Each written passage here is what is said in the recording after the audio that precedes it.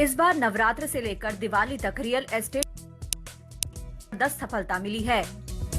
घर खरीदारों ने ऑफर्स, डिस्काउंट्स के साथ सस्ते होम लोन का फायदा उठाने के लिए जमकर रियल एस्टेट मार्केट में पड़ताल की और सौदा सही मिलने पर घर भी खरीद लिया। महाराष्ट्र जैसे राज्यों में तो स्टैंप ड्यूटी कटौती का फायदा मिलने से ग्राहकों ने घर खरीदने के मौके को भुनाने का मौका नहीं छोड़ा। एक्सपर्ट्स का भी मानना है कि इस बार के फेस्टिव सीजन में रियल एस्टेट ने लॉकडाउन के सदमे से बाहर आने का भरपूर साहस दिखाया है। अब जो चेंज आया है उसमें वित्त मंत्रालय ने वो गैप जो है 20% कर दिया है। यानी अगर आपका सर्कल रेट 100 रुपए है और आपने प्रॉपर्टी तकरीबन 80 रुपए तक में खरीदी है तो आपको 80 रुपए पर ही स्टैंप ड्यूटी पे करनी है, और वो डिफरेंस जो है 100 और 80 के बीच का जो 20% का डिफरेंस है उस पर जो पहले डीम्ड इनकम के तौर से टैक्स किया जाता था, आपके इनकम टैक्स में ऐड कर दिया जाता था, 30% के ऊपर आपके ऊपर टैक्स लग जाता था, वो अब नहीं लगेगा।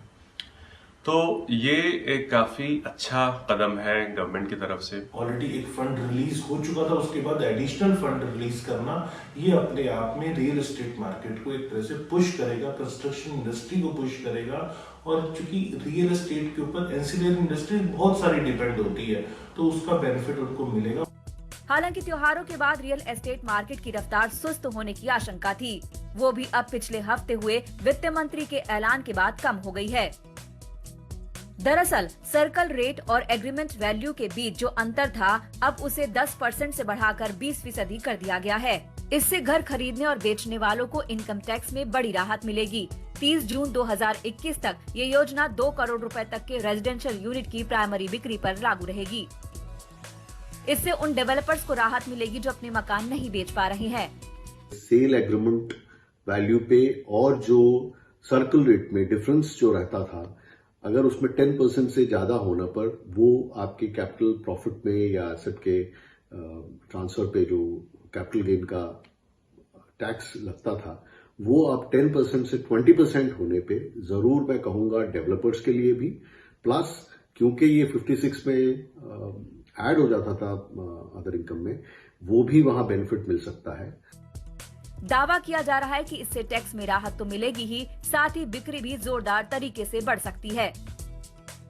इनकम टैक्स में राहत मिलने से 3.7 ट्रिलियन कीमत के बगैर बिके मकान बेचे जा सकते हैं। भारत के 7 बड़े शहरों में 1.5 करोड़ तक की कीमतों के करीब 5.5 लाख मकान और 1.5 से 2.5 करोड़ की कीमत के करीब 50,000 घर बिना बिके पड़े हुए हैं।